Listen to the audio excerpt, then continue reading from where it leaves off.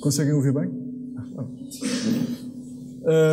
Eu vou falar de fabricação aditiva, vou explicar o que é primeiro e vou mostrar algumas experiências que eu considero experiências por enquanto, outras já não são só experiências.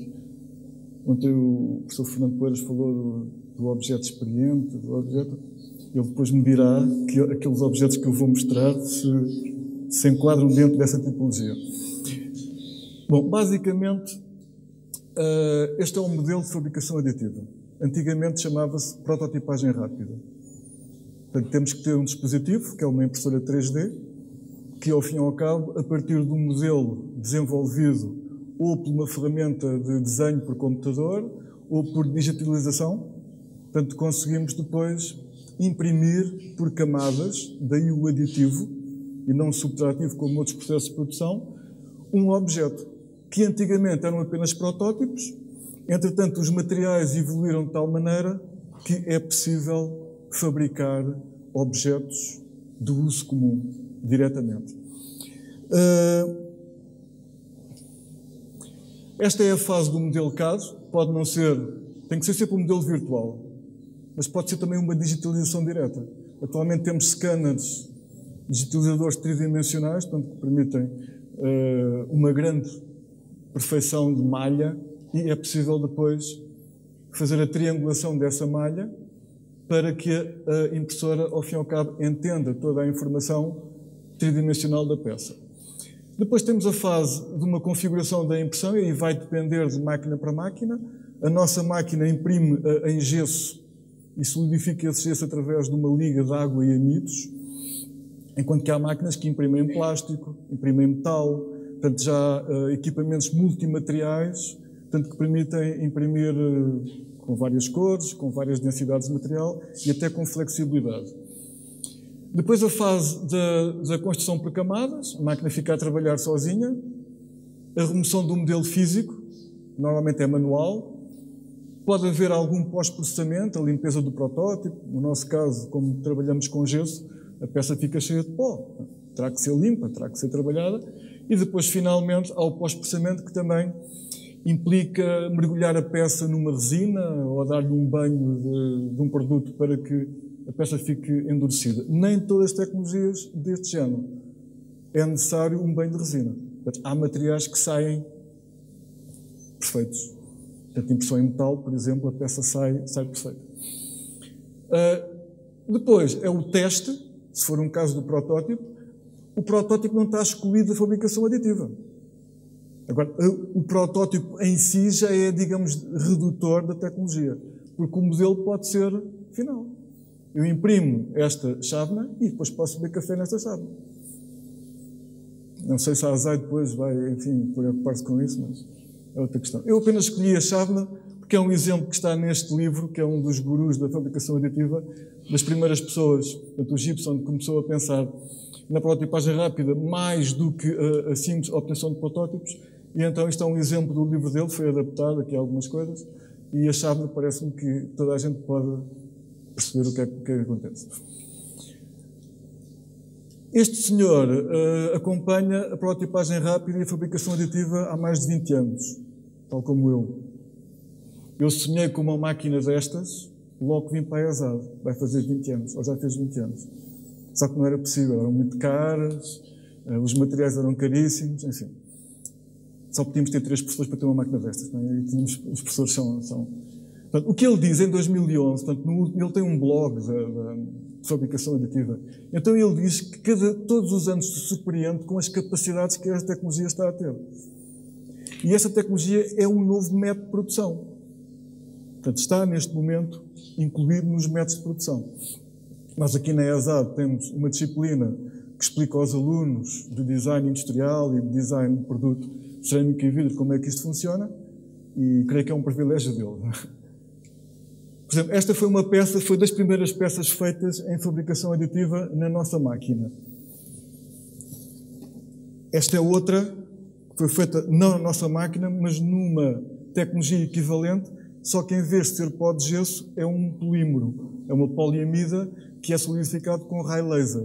A nossa usa apenas uma liga de água e amido para solidificar a peça. Isto é como é que se chama? Uma gargantilha. Eu não trouxe a toalete adequada, mas pronto, vocês percebem. Depois podem ver o protótipo. Esta peça foi integralmente pensada em casa, porque uma das coisas que eu tentei trazer para a escola nessa altura foi ensinar os alunos a usar a modelação 3D não apenas como uma ferramenta, que era limitar muito o potencial, mas também como uma ferramenta cognitiva. Portanto, este é um exemplo em que os alunos não usaram praticamente o lápis e o papel, não que haja contra isso, nada contra isso, mas que foi desenvolvida integralmente no modelo, utilizando as capacidades de geração de formas, geração de texturas, geração de elementos, portanto, que eventualmente possam considerar estéticos, e foi desenvolvida assim. Esta foi um desafio que eu fiz aos alunos para usarem a tecnologia de uma forma livre. Portanto, explorem. Aliás, isto é feito numa fase em que eles já dominam relativamente bem este tipo de modelação. Então, explorem à vontade e criem objetos que dificilmente seriam reprodutíveis pela mão humana. Provavelmente os chineses conseguiriam fazer, não sei. A peça tem lá dentro uma série de filamentos muito complexos.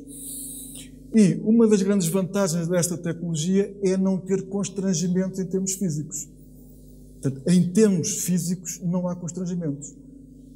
Enquanto que há tecnologias em que o objeto tem que ter uma determinada massa para poder ser produzido ou por molde ou por extrusão, aqui não. Aqui a máquina interpreta os vazios como espaço e o que não é vazio como matéria. Esta foi a primeira bicicleta, creio que foi concluída em janeiro deste ano, portanto feita integralmente não a parte do quadro, claro que as rodas não. Portanto, foi a primeira bicicleta impressa em 3D, utilizando um material muito resistente, metal muito resistente e muito leve. Portanto, foi retirado cerca de 3 ou 4 quilos ao quadro original. E depois, outra possibilidade destas tecnologias de modelação 3D é o teste virtual. Podemos simular esforços nas peças. Portanto, estamos a fazer, digamos, o trabalho do designer e o trabalho da engenharia praticamente em simultâneo. Não foi por acaso, vocês não conseguem ver bem, mas o MIT, que é uma entidade credível, considera a fabricação aditiva como uma das 10 tecnologias disruptivas de 2013. Por aquilo que já se sabe e por aquilo que a General Electric está a fazer. Portanto, está a fazer o miolo de um dos motores dos aviões num bloco só. Querem retirar cerca de 50 quilos a esse motor. É uma coisa impressionante. 50 quilos vai poupar gasóleo. Vai poupar muito dinheiro. E, simultaneamente, o que é que vai poupar?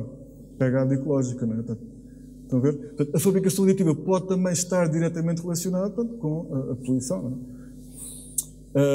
Isto não é só maravilha, tem também os seus defeitos. Aquilo que vocês veem é um raio laser, portanto, que está a queimar o metal e é apenas uma das camadas. Portanto, depois outra camada, etc. Depois tenho um pequeno vídeo da produção aí de um objeto para vocês verem. Portanto, esta é outra tecnologia que não é a nossa. Tudo que envolve laser envolve muitos milhares de euros. Portanto, se eu tenho que queimar metal ou tenho que queimar poliamida, tenho que pagar por isso, porque os lasers são elementos bastante caros. Como já estamos dentro da inclusividade, por exemplo, esta menina, para poder crescer convenientemente, tem que ter um apoio. E esse apoio seria caro se não pudesse ser fabricado todos os meses. Portanto, este apoio tem peças que todos os meses são renovadas, ou seja, fabricadas diretamente, sem moldes, sem nada, porque é uma coisa única, é só para ela, e, portanto, consegue ter o seu crescimento mais ou menos normal e será apoiada, provavelmente, até resolver o seu problema. Não é? A utilização de próteses, mas com estilo. Aqui o estilo não é só os elementos estéticos, é também uma questão de leveza. Portanto, não é necessário, porque eu posso fabricar isto diretamente, ter uma prótese completamente maciça, com um peso enorme, quando posso ter, portanto, com orifícios, portanto, que acompanham toda a curvatura e a parte do fator humano da pessoa. Não sei muito bem, mas esta é diferente desta, esta tenho aqui rendilhada. Através daqueles scanners que utilizam na medicina, portanto, podem-se produzir diretamente este tipo portanto, aquilo era feito em platina, portanto, que era caro, portanto, e por vezes causava alguns problemas. Agora pode ser impresso diretamente num biomaterial, portanto, que o corpo humano não rejeita. Portanto, a investigação neste sentido está a ser bastante grande. Já era possível fazer olhos de vidro personalizados. Agora é possível, utilizando a fabricação aditiva, implantar células, portanto, biomaterial, que eventualmente daqui a uns tempos poderão curar a cegueira.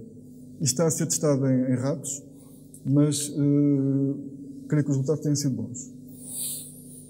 Aqui há uma orelha, portanto, feita também com biomaterial, portanto, que reproduz exatamente a orelha que a pessoa teria, não é? Inicialmente.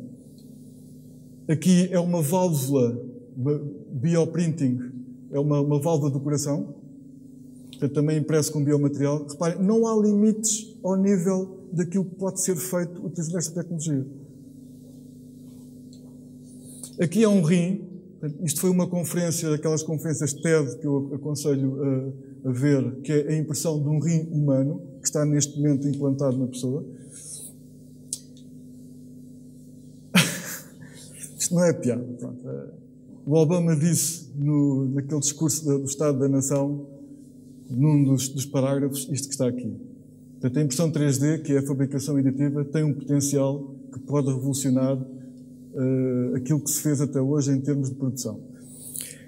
E ele disse isto não só por dizer, portanto, ele financiou um campo de desenvolvimento deste tipo de investigação nestas tecnologias, e aquilo resultou tão bem, a todos os níveis, que neste momento há mais 3 Estados que estão também a desenvolver este tipo de situação. Segundo ele, o desenvolvimento tecnológico faz com que o investimento vá para o país.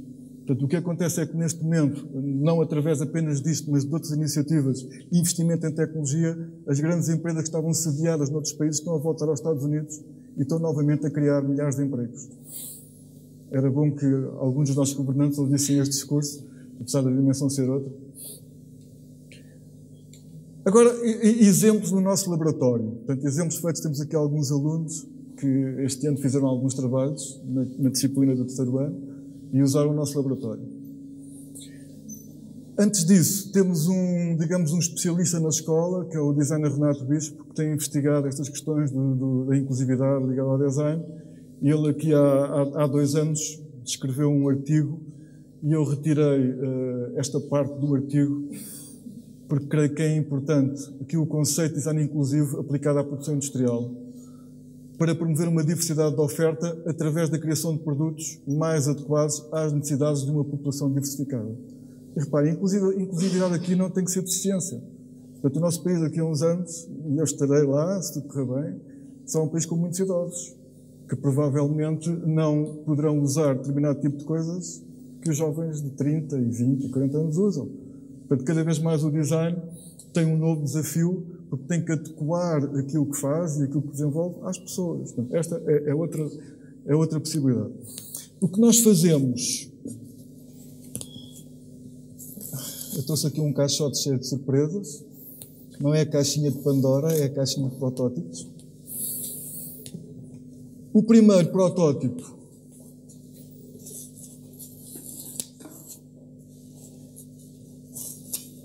portanto, normalmente, num projeto final da disciplina, propõe-se ao aluno que execute um objeto utilizando a modelação 3D e que será, digamos, produzido diretamente. A questão do design inclusivo, quanto a mim, quase todo o design é inclusivo, destina-se às pessoas, não é? É fundamental para mim e os alunos normalmente aceitam o desafio. Esta é uma peça de alguém que não tem força na mão. Depois coloca-se aqui o talher e a pessoa pode, com dificuldades, pode gerir a forma de documento. Isto até pode usar de várias formas. E esta peça pode ser adaptada à pessoa em si. Eu não tenho que produzir 1000 nem 500.000. Posso produzir 2.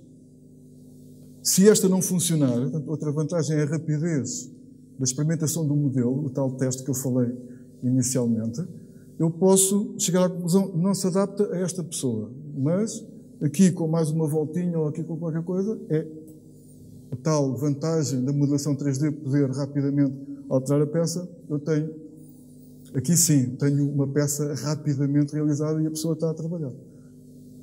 E como o Rodrigo dizia ontem, provavelmente essa pessoa será mais feliz, não é? Porque tem mais liberdade para comer. Este é o primeiro protótipo. Cá está, isto é um modelo virtual. Isto é um exemplo do uso, como é que a peça será usada. E aqui temos já o modelo impresso. Este está mais branquinho porque saiu há bocado da máquina, porque aquele já se partiu. Porque, de facto, a nossa máquina não é adequada para fabricar peças finais. Está em estudo, temos outra, brevemente, mas isso ainda está só em estudo. Outra peça.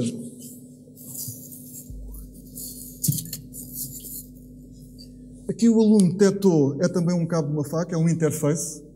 Portanto, os designers dedicam-se muito também ao desenvolvimento de interfaces, portanto, a forma como as pessoas lidam com situações ou com os objetos. E tem aqui este pormenor que faz com que um dedo colocado aqui facilite, neste caso, era cortar legumes, eu pus ali cortar alimentos. Este foi em 2009, este foi em 2010. O Rui Lopes. Epá, estou com sede. Isto é um dispositivo que ajuda as pessoas com pouca força na mão a abrir garrafas. Eu escolhi aqui alguns, portanto tenho meia hora, se não trazia muitos. Este foi o projeto original. Chegámos depois à conclusão que não necessitava de gastar tanto material e este, digamos, que é o projeto final. Portanto, o objetivo é colocar aqui e rapidamente a garrafa abre-se. Estão a ver? Este objeto está feito em gesso, não é o adequado, portanto devia ter sido feito num material tipo borracha. Portanto, neste momento já há impressoras 3D que fazem borracha, portanto, para se adaptar melhor à forma. Estão a ver? Portanto, coisas muito simples, portanto, que ajudam as pessoas no dia-a-dia.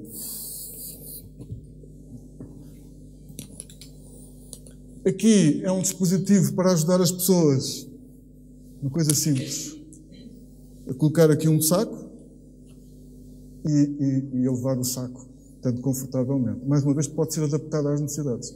Esta é a grande vantagem. Eu não trouxe aqui tudo aquilo que foi feito em termos de design inclusivo, apenas quis trazer aqueles que podem ser feitos diretamente e resolver rapidamente o problema. Este é um rato que tem informações em braille. Portanto, tem os botões normais de funcionamento e depois tem aqui informações em braille que ajuda os invisuais a perceber como é que as coisas funcionam ou que tipo de manipulação podem fazer. A inclusividade não é só para as pessoas, isto é uma prótese para um animal. Isto é uma prótese. Este tipo de equipamentos, esta eu trouxe só para mostrar a possibilidade de imprimir conjuntos com articulação. Portanto, por isso é que eu digo que não há limitações em termos de geometria. Portanto, se tiver tudo bem desenhado e bem configurado, a peça funciona.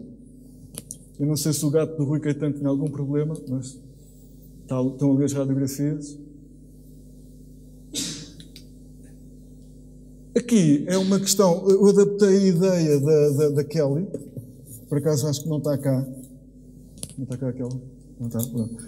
Em que é, mais uma vez, pessoas com dificuldade, adaptar o cabo consoante as necessidades. Portanto, acrescentar aqui zonas de preensibilidade, para a pessoa não deixar cair o cabo. Pode ser um cabo maior, e rapidamente nós podemos detectar a necessidade, portanto, fazer um pequeno estudo, fazer o desenho, eventualmente com alguma qualidade estética, não é? E usar.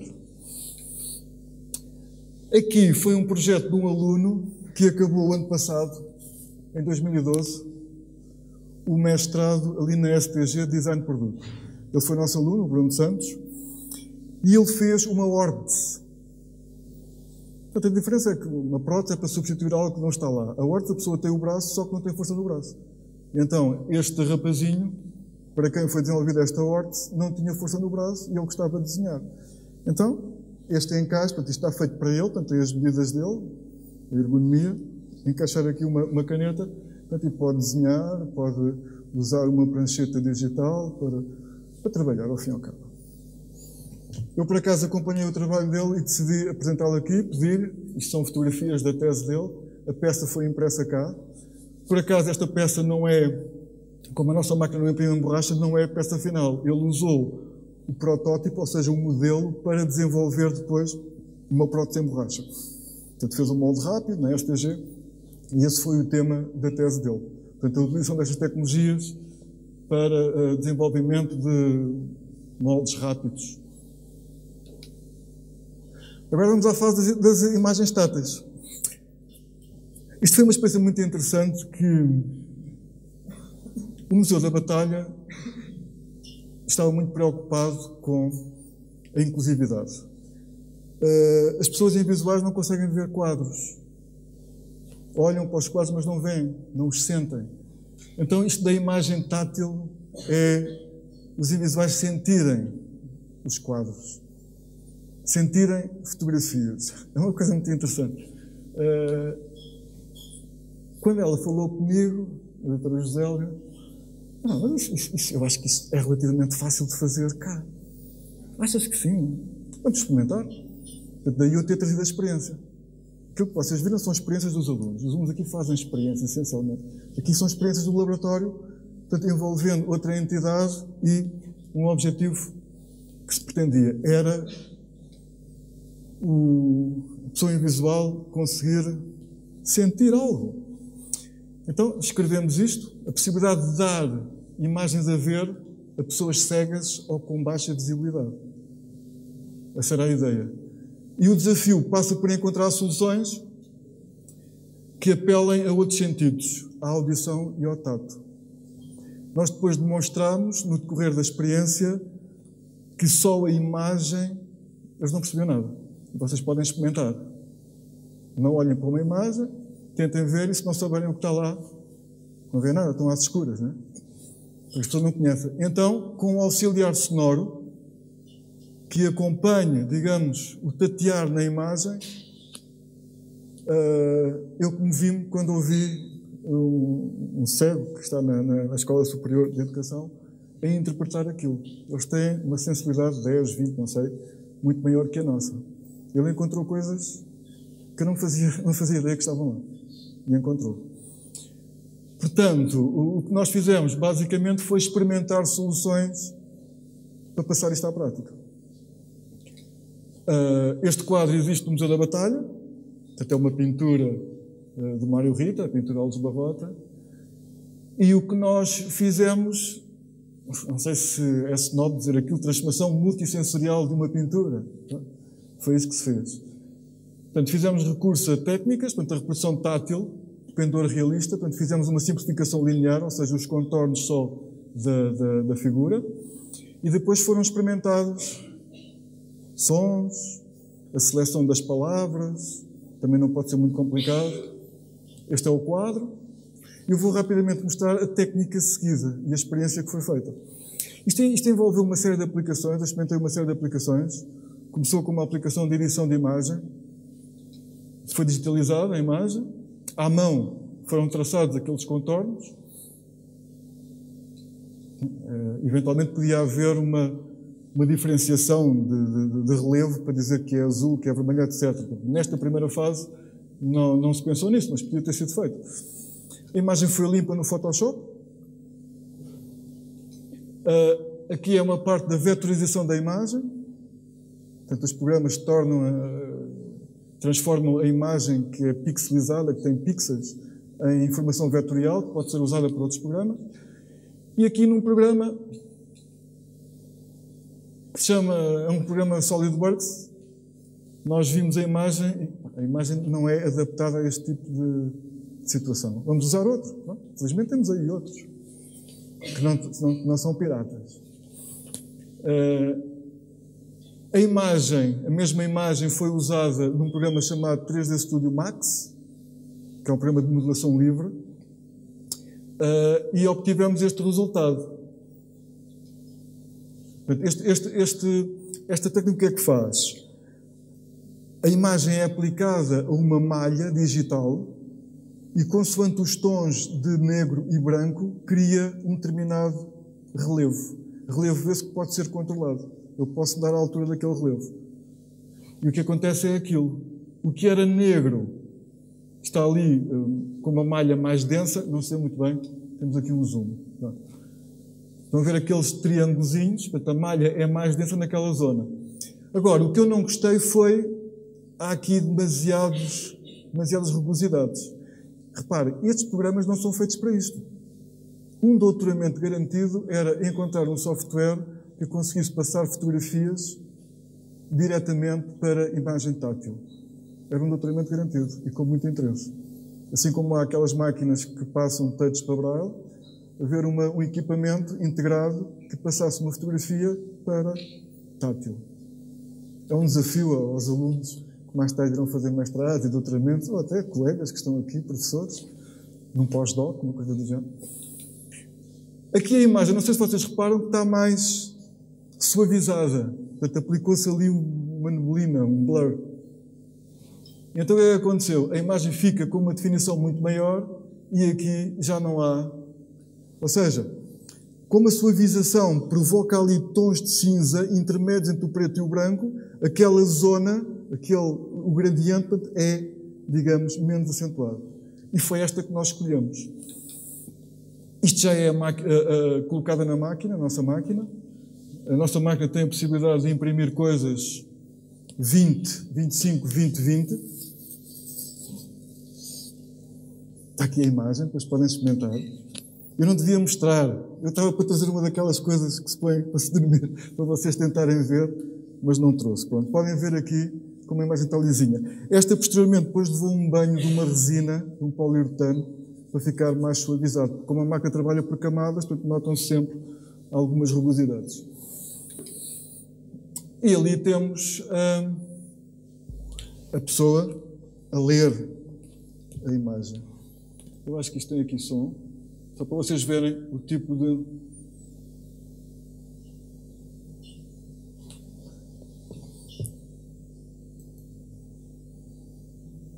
não se ouve. O Sérgio disse que estava a trabalhar, mas já não está. Sérgio, não está aí? Bom, depois eu tento pôr para não perder muito tempo. O texto foi adequado à simplicidade da imagem e foi basicamente descrito o que é que está lá. Onde está a coroa, onde está a bandeira, portanto, aquele tipo de pormenores. Outra situação. É claro que não vou repetir a situação. Um conjunto que vocês conhecem, os The Gift, provavelmente foram à batalha e gostaram daquilo que viram.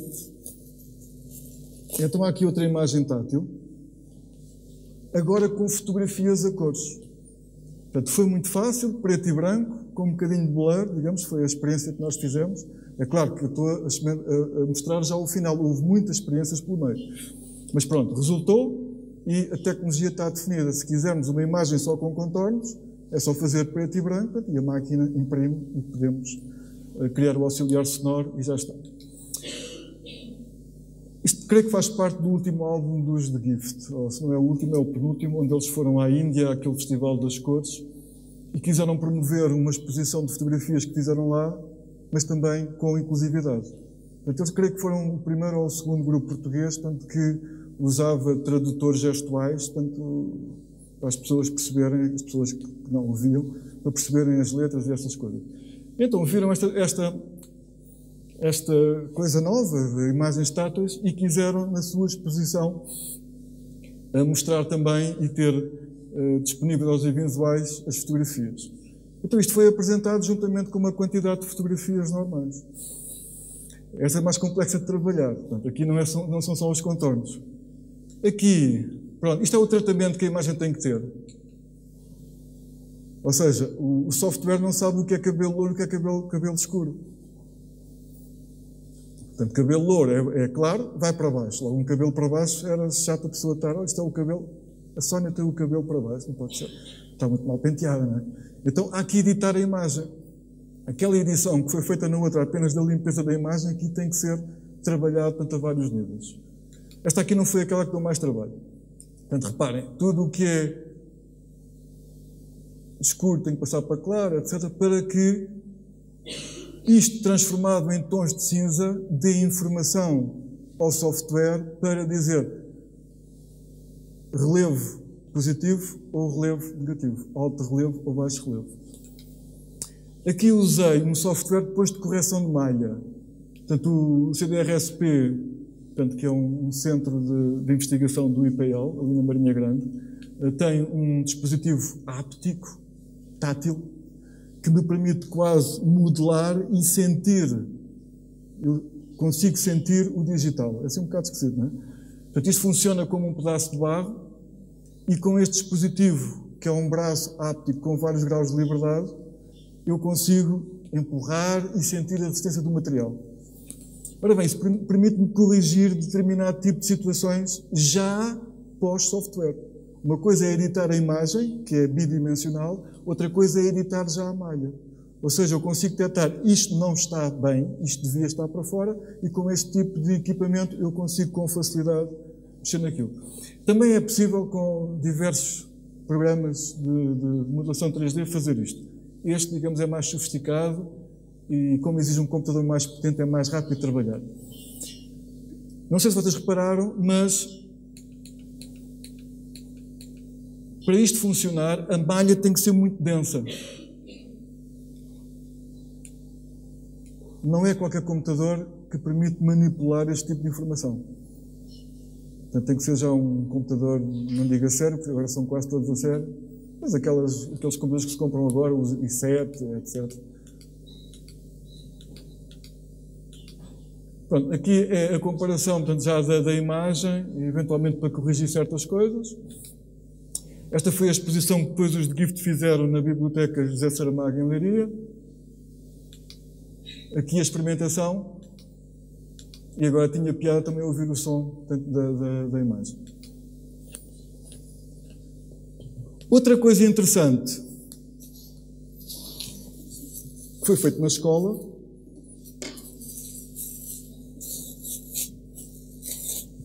foi também uma experiência, eu creio que nunca foi feita em sítio nenhum. Um curso ou um workshop de fotografia para invisuais, ou pessoas, portanto, com alguma dificuldade. Uma coisa... Um curso de fotografia para invisuais. Foi feito. Pronto, ele sabe que é um cavalo, ou que não sei o quê, mas depois não consegue ver a fotografia. Então vamos trabalhá-la e vamos imprimi-la. Portanto, foi isso, a terceira experiência, e ficamos por esta terceira experiência. A imagem foi trabalhada, em 3D, foi retificada, e foi impressa. E não está cá a Anabela, mas a Anabela quase que chorou quando a pessoa, olha, estou a sentir a minha fotografia. São coisas que só na altura é que têm sentido, mas é importante. Isto foi outra das fotografias, portanto fizemos só duas, porque isto envolve um determinado número de horas de experiência. E agora a Marta, está aí a Marta Guerreiro, fez um pequeno filme de umas captações que eu fiz, e eu para acabar vou só passar esse filme. Já agora o som, só para vocês verem.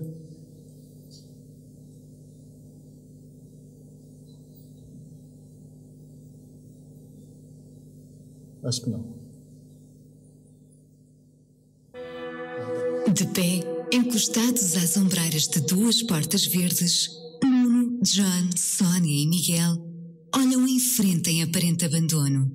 As roupas, tingidas de todas as cores, ligam-nos ao ambiente que os envolve.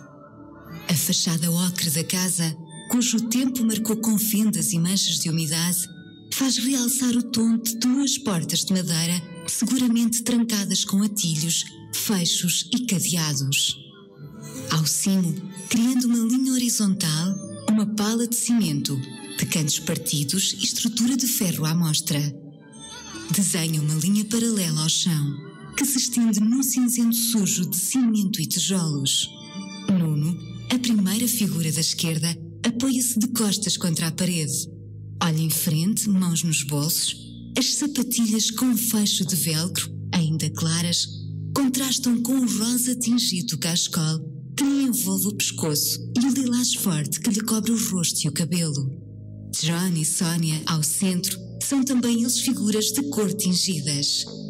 John traz um cachecol ao pescoço, de um vermelho alaranjado que sobressai contra os verdes, azuis, rosas e amarelos que lhe salpicam a roupa. Sonia, de calças justas, túnica de manga curta ou outrora branca e sabrinas nos pés, surge pensativa em mais um desafio multicolor. À direita, Miguel repete os tons dos seus companheiros. De perna traçada, ombro esquerdo contra a parede, a silhueta desenha-se ainda clara contra a moldura que o envolve. Seres humanos, camaleões ao sol, numa simbiose com o espaço envolvente. Assim se absorve a energia das pedras, da madeira e do ar. Pronto, isto é uma audiodescrição que acompanhou. Nós fizemos 4 fotografias, todas com audiodescrição. Portanto, e nessa exposição estavam as 4 fotografias e dispositivos, portanto, sonoros para os visuais, ou quem quiser experimentar sem ver as imagens. É uma sensação arrepiante. Pronto, só para acabar, são 3 minutos de filme. Filme digital, não é filme.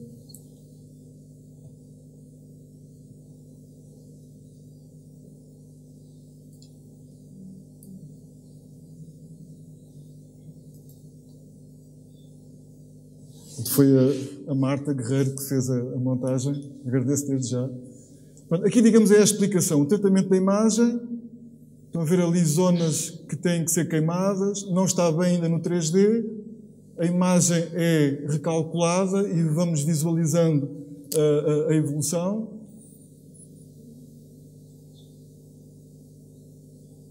Digamos, uma experiência contínua de experimentação, de visualização. É claro, depois com uma certa prática sabemos o que é que temos que clarear, o que é que temos que escurecer. Aquela rapariga, portanto, é de cor, tinha que ser escurecida para ficar em relevo positivo. Ali houve um cuidado especial para se sentir a crina do cavalo, não é? Para que ele pudesse sentir a crina, porque na realidade ele...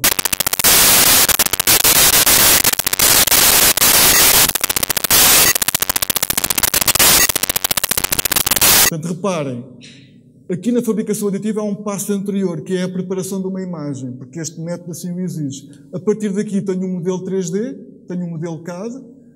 Aqui é para vocês verem como é que a máquina faz a divisão por camadas. Aqui virei a peça ao contrário, pronto, só para ver aquela parte de cima. Portanto, e agora, aqui foi uma visualização apenas do relevo, foi mais para o filme. E agora o que a máquina faz é isto. É dividir por camadas o modelo 3D e vai injetar um líquido que vai colar o gesso naquela zona onde vocês viram preto. O que está branco é o gesso. Esta é a nossa impressora, 7 anos ali, de saúde. É uma impressora normal, como vocês veem. E agora conseguem ver o gesso branco e zonas molhadas, que é onde a impressora está a depositar o binder, não é? Que é o ligante.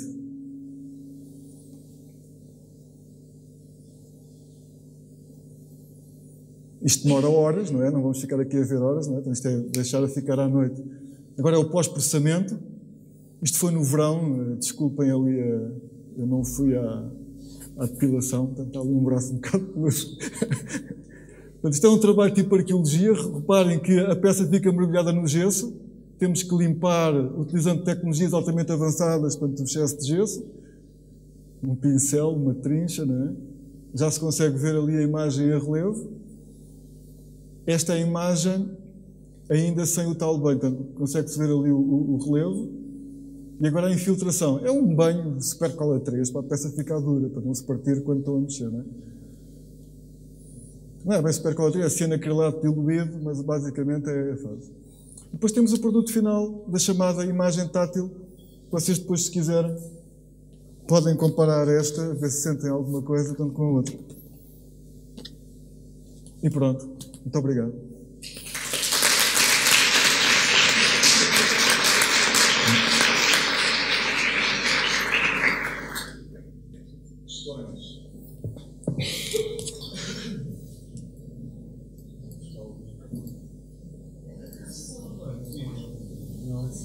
É para ficar no filme.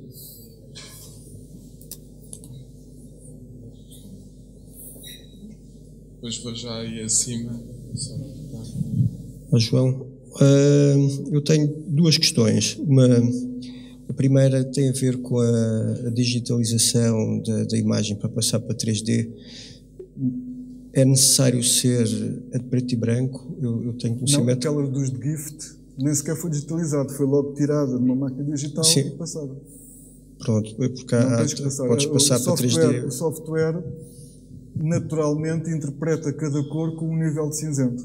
Portanto, e é com esse nível de cinzento que ele joga, seja preto e branco, seja a cor. Agora, a segunda é uma questão mais... Tu falaste naquela... Eu tenho sempre dúvidas, nunca pensei muito no assunto, porque recuso pensar, ou vou adiante, não sei. É capaz de ser.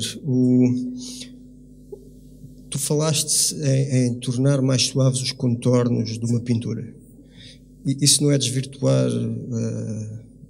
Não, a questão foi assim. Porque portanto, há uma coisa que é o trabalho do autor, do pintor, e deixa-me só, antes para terminar.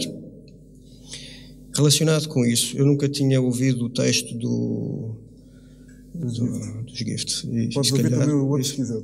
Não, obrigado. Aquilo não é já uma interpretação da imagem, portanto, tu não estás a recusar o acesso à imagem ou torná-la tão poético o texto, com aquele fundinho musical. Não fui eu que fiz aquilo, pronto. Sim, não. Depois, lá os nossos colegas investigadores lá da ESEX acharam que assim ficava bem. O da Batalha não tem fundo nenhum. Eu não sei se é o som dos The Gift, não sei. Não analisei isso porque só recebi o som aqui há pouco tempo. Achei que era interessante mostrar aqui o som, porque eu só tinha ouvido lá na exposição. Pronto, a questão da suavização, repara, não é estragar os contornos.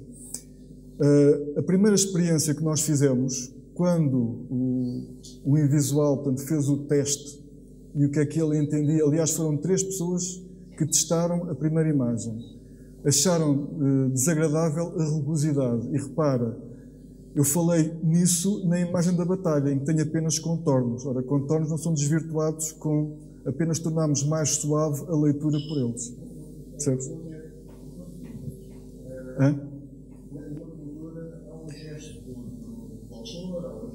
Pronto, lá está. Isto foi uma experiência que pode evoluir. Por isso é que eu te lancei há bocado o desafio, não é? Pronto, este tipo de coisas, ou é a pessoa que faz o texto, aliás, é a chamada ali a atenção para as pinceladas, não sei o quê, que existem na pintura. Obviamente não podemos exigir que uma pessoa que não vê tenha esse tipo de sensações que para nós são, pronto, temos a felicidade de conseguir ver bem. Então, o que foi tentado foi passar o máximo de informação visual para pessoas que nunca tinham visto aquela pintura. Mas de facto, admito, portanto, que haja um corte em termos da leitura que se possa fazer. E também uma interpretação pessoal da pessoa que está a fazer. Admito perfeitamente. Pronto, mas lá está, a tal coisa. É muito fácil, isto é um quadrado. É um quadrado. É um retângulo. Por acaso tem os lados... Percebes? Agora numa pintura, claro.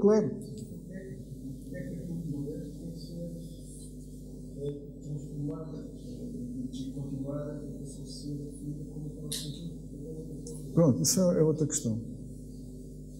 Portanto, isto digamos que é um auxiliar a ler a imagem. Se de facto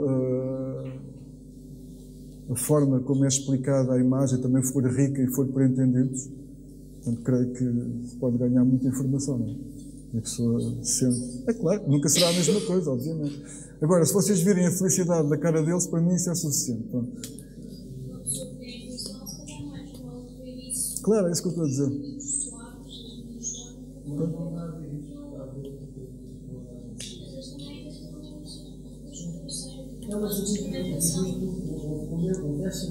Sim.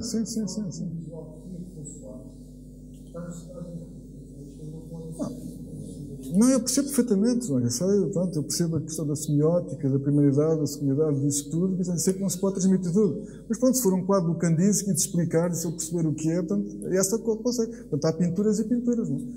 Mas isto tem que evoluir. Eu acho que é difícil, esse tipo de situação, no meio está a arte. a arte da fotografia e a arte da pintura. Isso é uma coisa que eu acho que é impossível de um invisual sentir completamente a cor, aquelas coisas. Mas lá está, tentamos tornar a vida deles um bocadinho mais feliz, não sei. Rodrigo, diz qualquer coisa. Eu tinha uma questão. Desculpa. Que aqui eu não sei se está. Aqui há uns anos fiz com umas colegas, quando estávamos cá a estudar, mas nós, realmente a proposta era mesmo essa, que era mas era um pouco diferente, que era a criação de imagens para cegos. Portanto, nunca pegar em imagens já existentes e, portanto, pintura ou fotografia, nunca pegar por aí, também pela questão que ele estava a falar de desvirtuação portanto, da imagem, portanto, da propriedade do autor, não é? De algo que vai ser transformado e ao ser transformado já não é o mesmo, já não é aquilo que se está a dar a conhecer. Portanto, a criação de imagens para cegos. O que nós na altura usámos foi a gravura cega, que é um processo, portanto, para cegos. Nós chegámos à conclusão e depois abandonámos o projeto porque era talvez demasiado rudimentar. Mas então a questão que eu punha é, portanto, se os invisuais, se tinham realmente essa felicidade, se havia uma concretização, se eles efetivamente conseguiam perceber a imagem do que estavam, se conseguiam sentir, ver essa imagem, não é? Perceber as formas, perceber como é que se dá a sensação, por exemplo, de uma onda, um cego, ou da crina do cavalo, porque é extremamente complicado, não é? Porque depois vens sentir as imagens, fechas os olhos e tentas sentir as imagens. Pois. Agora, imagina essa sensação, essa capacidade tátil multiplicada por 1000 vezes. Portanto, por vezes eles conseguem, eles sentiram a rugosidade das portas, que eu não senti. Pois, mas como é que... Porque se calhar estou a vê-la, não é? Mas eles sentiram.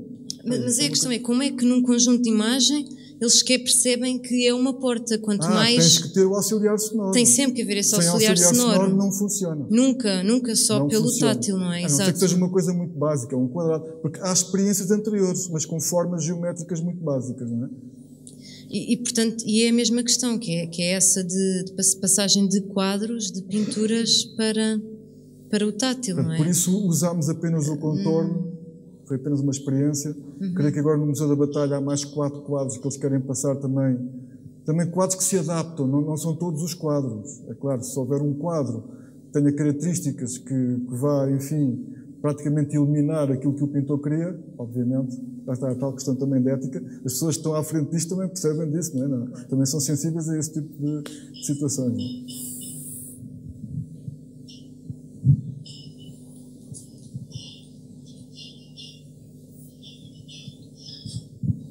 Então, comparando a impressora que nós vimos que trabalha à base de gesso com as novas impressoras que saíram... Não são novas, são tecnologias diferentes. Sim, que trabalham à base de bobinas plásticas. Sim, exato. Ok. Qual é a grande vantagem comparando uma com outra? Esse não é bem o assunto Sim, mas a minha pergunta é...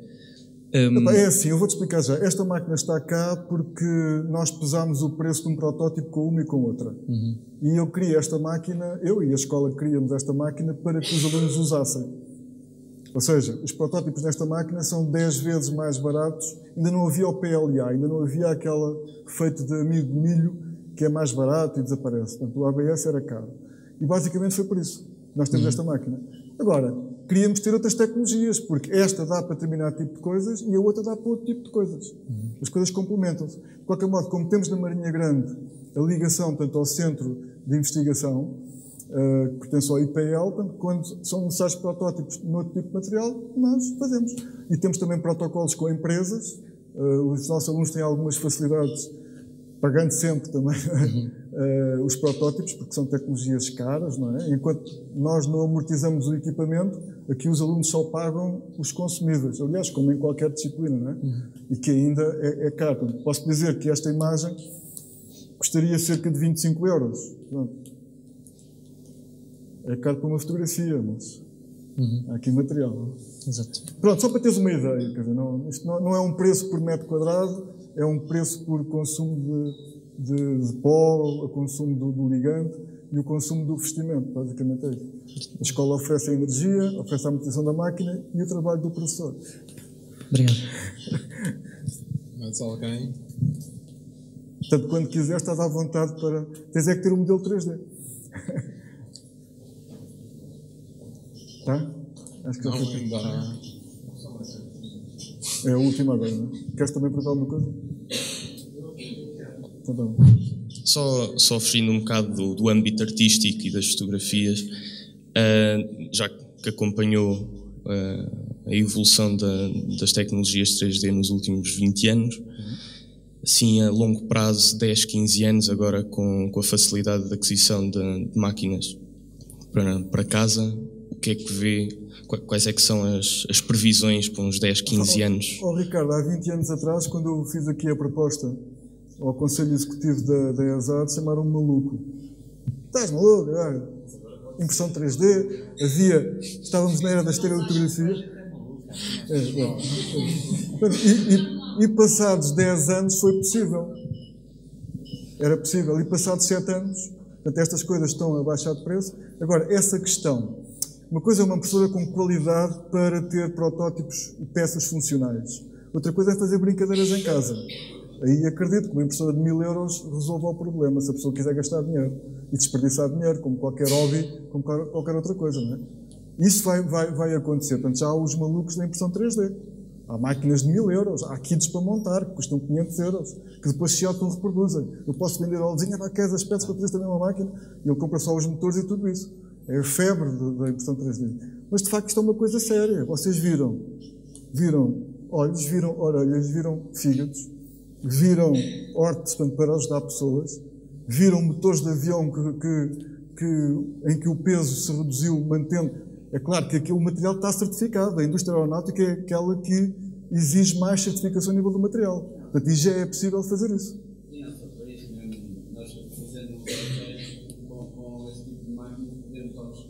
Claro.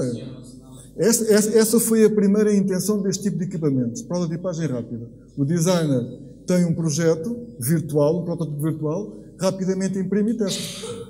Rodrigo, já estamos a ultrapassar o tempo disso. Estava a pensar, pois, coisas giras. Por exemplo, é possível ir online e em 5 minutos encontrar um ficheiro de uma arma. E se tivermos uma impressora de 400 ou 500 euros, não é preciso mais, dessas de PLC, em meia hora, talvez, mais, 2 horas, não sei, é possível fazer uma arma perfeitamente funcional. E isto não tinha a ver com a questão que eu queria colocar, que era outra, porque eu fico tocado pelo teu entusiasmo com as possibilidades tecnológicas desta nova geração de máquinas, não é? E inclusive tem havido agora um enorme movimento, não é? Dos makers, não é? Como eles se autodenominam, e há uma rede em expansão contínua de Fab Labs que vêem nisto uma terceira revolução industrial, com potencial para desmontar todo o sistema de produção ligado à sociedade de consumo, ao capitalismo, não sei o quê. Eu não vou agora fazer futurologia,